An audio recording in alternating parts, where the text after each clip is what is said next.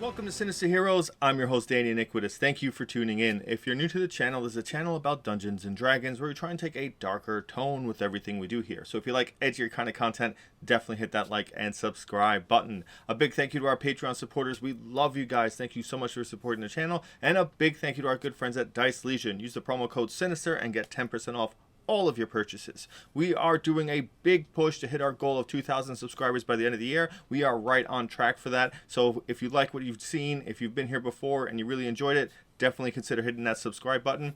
And with all that out of the way, we're going to go into our series. We're going to talk about the Unearthed Arcana. The Unearthed Arcana we're talking about is the playtest number 6 for 1D&D. We're going to cover a lot of things about the Bard, and we're going to jump in and out of some of their abilities and talk about them kind of as a whole, as a unit, and go through all of the classes and some of the things we like and some of the things we don't. So we're going to jump that off, starting with the Bard. So the College of Dance has a great theme behind it. I think it's very cool that you get to be more of this jester in the traditional sense where you dance around in the courtroom. Like, I think that's a great idea. A lot of the things are very strange with it. The ability that it gives you to make unarmed strikes is cool in theory, but it falls off very quickly because there's nothing to make your unarmed strikes magical or overcome resistances to normal bludgeoning damage, which is what they would usually do. So that becomes a big problem later on. So it kind of deviates how you build your Bard and kind of pushes you in a way to be more spellcastery. I do love that they give you a free Otto's Irresistible Dance. This is one of those spells that flies underneath the radar because the instant you cast it, the creature you're targeting, as long as they're not immune to being charmed, starts dancing. Period. And it uses all of its movement without going out of their space, and it has disadvantage on dexterity saving throws and attack rolls, and while the target is affected by the spell, other creatures have advantage on attack rolls against it. That happens automatically as soon as you cast that spell. There's no save, it just happens. The first time you get to make a save is as an action on that creature's turn, and it's a wisdom save. So you get to just throw that out for free. It's awesome. It's very powerful. This spell is just underutilized, and I wish I see it more because it's just one of the greater things that the Bard has to offer. It is just kind of an interesting subclass because it doesn't really define any other bardic actions and really give you any kind of like real distinction between some of the other bardic classes. I think it's kind of an interesting one, but it's not necessarily a strong one. But I can see a couple of reasons why you would play one.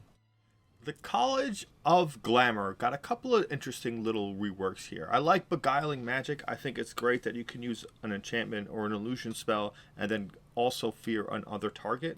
I think that's really cool. I really wish you got more uses of it outside of just using it once. But it's a very powerful thing when you get to throw a free fear out on another enemy, especially if you can incapacitate a couple of people with that first one.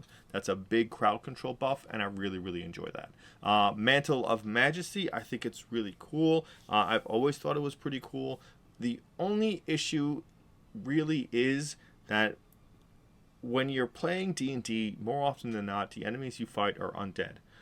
They're a huge portion of the players' the monster manual, that and fiends or other fey creatures, and like charm just doesn't work on them. So it ends up being a very difficult thing to work around.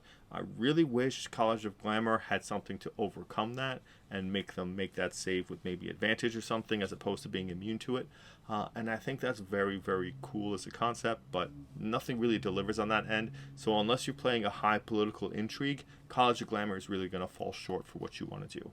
Though it's very easy to be this evil, glamorous character where you just constantly manipulate everything around you, where you're using like this ability to force people against their will to do your bidding and to just be charmed by you constantly. It breeds this great tyrannical evil and this like narcissistic kind of a character, and I think there's a lot to jump in and play with that, and I really enjoy that theory and concept, and it shines through in College of Glamour, but as a whole you need to really pick the right campaign for it. College of Lore really hasn't changed much from the actual College of Lore, so I don't really see a lot of really interesting things going on here. Really, the only thing is that they previously took out reducing damage with cutting words, and they put it back in. So it's really just that. Everything else is basically the same as the regular traditional College of Lord Bards. With Magical Secrets as it was, and it's now Magical Discoveries, they just finally put in print that you can, when you trade out your skills, when you up a level, your spells, when you can replace one with a new one from your list, you can now do that with Magical Discoveries as written. Everyone kind of used this normally when they played the game anyway, so it's just now concretely there. Which is a nice thing to kind of clear up any of the confusion that people might have as to how that worked. College of Valor has changed a little bit, where now you just have two options with how to use your Bardic Inspiration, where you can use it to up your AC for one attack, which is great early on, but later on falls off because when enemies have multi-attack regularly, that first attack, it's going to be probably overtaken by the next one with the damage you're just hitting. But if you're really low, it is a pretty good option to have. Unfortunately, you only have one reaction a turn, so you're going to kind of have to pick and choose which attack to forgo getting hit on if you can make that roll. And offensively, you just now add the attack add the number rolled on the Bardic Inspiration die to your attack damage, which ends up being a bigger damage bonus. So when you do end up critting, you can add that on top of it, and that will crit because that's part of the attack roll. So you get to double that out. That's going to be really like a crit fishing kind of a scenario, but it does up your damage a little bit. Also, you do get extra attack, and you get battle magic, and battle magic works the same way, where if you cast a spell that has the casting time of an action, as a bonus action you can make one weapon attack. At this point you would have magical secrets, or however the base magical secrets work, and then you'll probably want to pick up a cantrip like Green Flame Blade or Booming Blade, and then smash that bonus action attack and really kind of get that exact attack roll that the wizard Blade Singer, their extra attack works, which I think is really better, which is something I really feel the bard should have from Jump Street. A couple of things on the base bard. They did fix counter charm, which was previously you had to take an action and you kind of just play music and try to interrupt or cause advantage on someone trying to break a charm spell. Unfortunately, that was a complete waste because you could take that action, and very rarely do enemies use that charm effects, and you really don't know where it's coming from, and it's more so something you would use in a social event as opposed to a combat action. But now you can use it as a reaction, and when you do use it, the creature that has to re-roll the save gets to do so with advantage, which was a very, very big buff from where it previously was.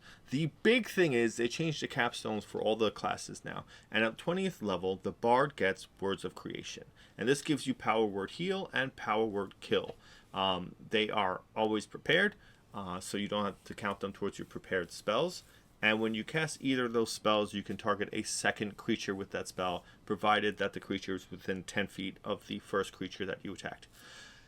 This is a big boost to those spells because you're basically twinning them, and that's a very cool thing to have, and it's very awesome that they're now, like, once I saw this, it really just kind of clicked in my mind that this is a bard thing.